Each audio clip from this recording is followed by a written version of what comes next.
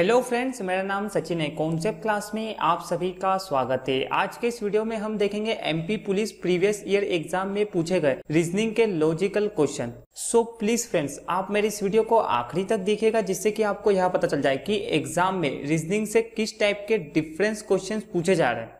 One more request guys, अगर आप हमारे YouTube चैनल पर पहली बार आए हैं तो प्लीज इसे सब्सक्राइब कर लीजिए, बिकॉज मैं जो भी न्यू वीडियो अपलोड करूंगा उसके सारे नोटिफिकेशन आपको मिल जाएंगे। तो चलिए शुरू करते हैं आज का ये वीडियो।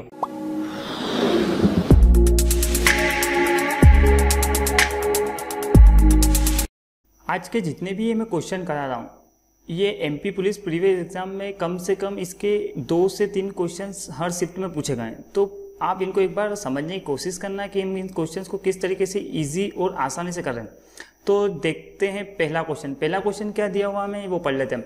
वह विकल्प चुनिए जो तर्क की दृष्टि से नीचे दिए गए कथन के समान है। मतलब यहाँ पर हमें क्या है, कथन दिया हुआ है और उसके हमने यहाँ पर निष्कर्ष निकालने हैं। तो सबसे पहले पहला कथन क्या दिया हुआ हमें, यदि यह तरल है तो यह ठोस नहीं।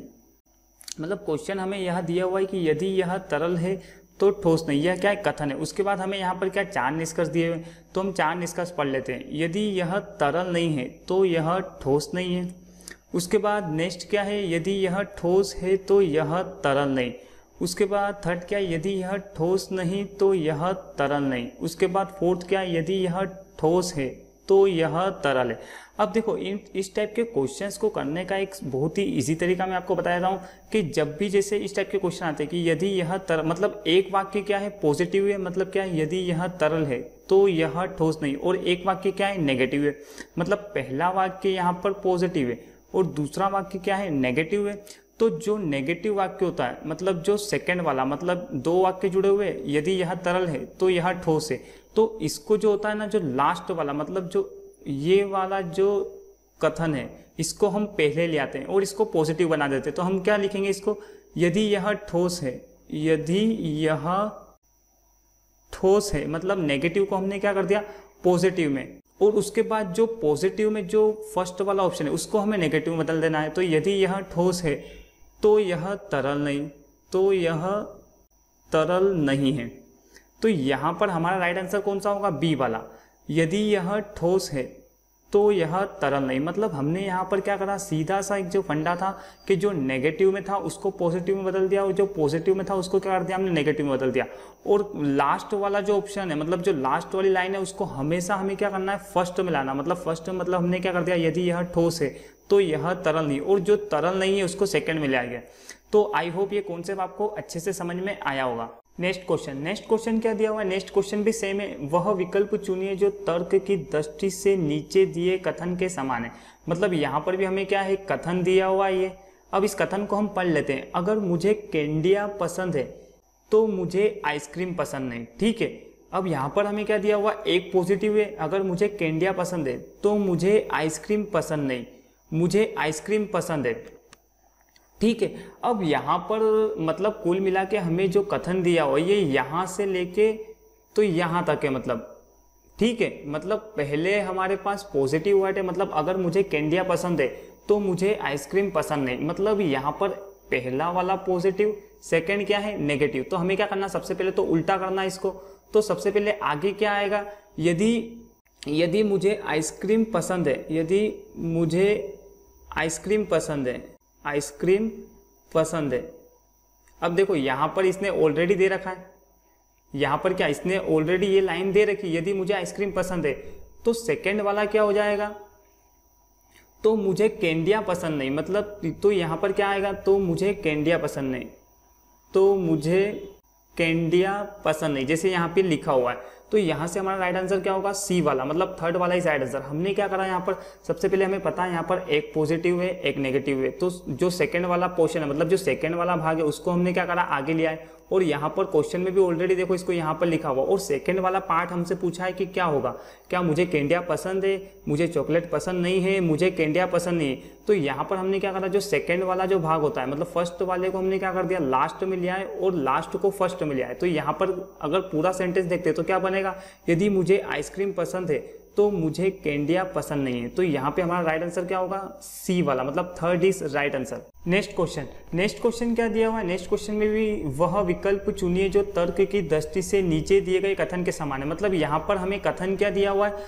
अगर मेरा छाता ऊपर है तो बारिश हो रही है। अब इससे पहले जो हमने दो क्वेश्चन करे उसमें क्या था, पहला वाला प्लस था मतलब पॉजिटिव और सेकंड वाला नेगेटिव, मतलब नहीं मतलब यहाँ पर देखो अगर मेरा छाता ऊपर है तो बारिश हो रही है, मतलब नहीं कुछ कहाँ भी नहीं लिखा हुआ है इसमें, ना फर्स्ट लाइन में लिखा हुआ है और ना ही सेकंड लाइन में लिखा हुआ, मतलब ये भी पॉजिटिव है और ये भी क्या है, पॉजिटिव है। अब हमें यहाँ पर दोनों वाक्य क्या दिए हुए, पॉजिटिव, लेकिन हमारा जो करने का क्वेश्चन करने का तरीका होगा वो क्या होगा, सेम तरीका होगा। मतलब लास्ट वाली जो लाइन है उसको कहाँ लेके आएंगे हम, फर्स्ट में। तो यहाँ पर क्या होगा, अगर हम फर्स्ट में लेके आएंगे तो अगर बारिश नहीं हो रही है और यहाँ पर क्या है, पॉजिटिव है, तो इसको हम क्या करेंगे, नेगेटिव में चेंज करेंगे। तो यहाँ पर हमने क्या कर दिया, नेगेटिव में। अगर बारिश नहीं हो रही है और सेकेंड वाला क्या है, तो मेरा छाता ऊपर नहीं है, यहाँ पर भी पॉजिटिव है, तो इसको भी क्या करेंगे हम, नेगेटिव में। मतलब कहने का मतलब ये है, जो पॉजिटिव में उसको नेगेटिव में बदलो और जो नेगेटिव में उसको पॉजिटिव में बदलो। अब यहाँ पर दोनों पॉजिटिव है तो क्या होगा, दोनों नेगेटिव में बदलना पड़ेंगे। तो यहाँ पर क्या होगा, तो मेरा छाता ऊपर नहीं है, मतलब क्या होगा, सी वाला आंसर सही होगा। मतलब कहने का मतलब ये है कि आपको इस क्वेश्चंस को करने का बस सिंपल सा एक तरीका सीखना है कि यहाँ पर जैसे दिया हुआ है, अगर मेरा छाता ऊपर है तो बारिश हो रही है, मतलब सबसे पहले दोनों पॉजिटिव है तो इनको बदलेंगे तो हम दोनों को नेगेटिव में, लेकिन आगे पहले क्या आएगा और पीछे क्या आएगा वो हम समझ लेते हैं। मतलब सेकेंड वाला जो लाइन है, सेकेंड वाला जो पोर्शन है उसको हम आगे लेके आएंगे। तो यहाँ पे क्या हुआ, अगर बारिश नहीं हो रही है, मतलब ये आगे ले आए हम, तो मेरा छाता ऊपर नहीं है, और दोनों को हमने क्या कर दिया, नेगेटिव में चेंज कर दिया। अब यहाँ पर जैसे पहला ऑप्शन क्या दिया हुआ है, अगर बारिश हो रही है तो मेरा छाता ऊपर है, तो दोनों पॉजिटिव तो हो ही नहीं सकते। उसके बाद अगर मेरा छाता ऊपर नहीं तो बारिश नहीं हो रही है, तो सेम टू सेम जो है वो नहीं होगा। मतलब आगे पीछे जो है ना, मतलब इस पोर्शन को पीछे लाना है और पीछे वाले को आगे लाना है। तो यहाँ पर हमारा राइट आंसर क्या होगा, सी इज राइट आंसर। मतलब अगर बारिश नहीं हो रही है तो मेरा छाता ऊपर नहीं है। आई होप ये कॉन्सेप्ट भी आपको अच्छे से समझ में आया होगा। नेक्स्ट क्वेश्चन क्या दिया वो भी हम देख लेते हैं। वह विकल्प चुनिए जो तर्क की दृष्टि से नीचे दिए गए कथन के समान है। मतलब यहाँ पर भी क्या है, हमें कथन दे रखा है, यदि आप शुल्क जमा करेंगे तो आप कक्षा के अंदर जा सकते हैं। मतलब यहाँ पर अब हम इसको देखते हैं तो क्या है, दोनों वर्ड क्या है, पॉजिटिव है, मतलब फर्स्ट भी पॉजिटिव सेकंड भी पॉजिटिव। अब हमें यह तो पता है कि इन दोनों को हमें नेगेटिव में चेंज करना है, तो यहाँ पर नेगेटिव में भी चेंज कर देंगे, और जो लास्ट वाली जो लाइन है उसको हमें क्या करना है, फर्स्ट में लेके आना है। तो फर्स्ट में लेके आएंगे तो यहाँ पर क्या होगा, यदि आप कक्षा में नहीं जा सकते, यदि आप कक्षा में नहीं जा सकते, पहली लाइन तो ये बन जाएगी। अब यहाँ पर अगर हम ऑप्शन चेक करते हैं तो सबसे पहला क्या है, यदि आप शुल्क नहीं जमा करेंगे, तो ये वाला तो गलत हो गया। अब सेकंड, यदि आप कक्षा के अंदर नहीं जा सकते, मतलब हमने उल्टा करा, ठीक है। अब सेकंड भाग क्या है, तो आपने शुल्क नहीं जमा किया। तो हाँ, पहले वाक्य में क्या था, तो आपने शुल्क जमा किया, मतलब आप शुल्क जमा करेंगे, तो दोनों वाक्य क्या हो गए, नेगेटिव हो गए। मतलब यहाँ पर भी नहीं लिखा हुआ है और यहाँ पर भी क्या है, नहीं है, और वाक्य क्या हो गए, मतलब आगे पीछे, मतलब जो सेकंड वाला था वो फर्स्ट में आ गया और जो फर्स्ट में था वो क्या, सेकंड में, मतलब उल्टा हो चुका। तो यहाँ पे जो हमारा राइट आंसर होगा वो क्या होगा, सेकंड वाला, मतलब बी इज राइट आंसर। और तीसरा वाला ऑप्शन क्या दिया, यदि आप कक्षा के अंदर जा सकते हैं तो आपने शुल्क जमा किए।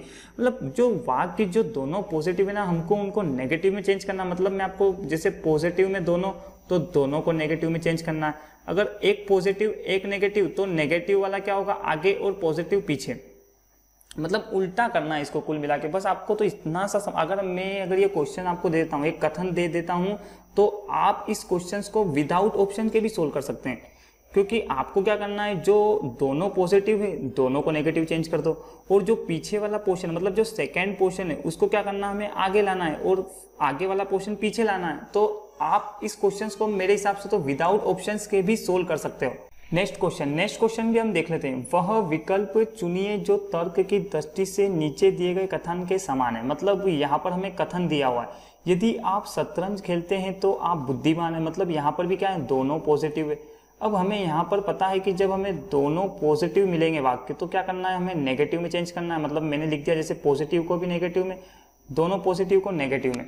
अब यहाँ पर क्या दिया हुआ है, यदि आप शतरंज खेलते हैं तो आप बुद्धिमान हैं। अब अगर मान लो आपको ऑप्शन नहीं भी दिए तो आप इसको सोल्व कर सकते हैं।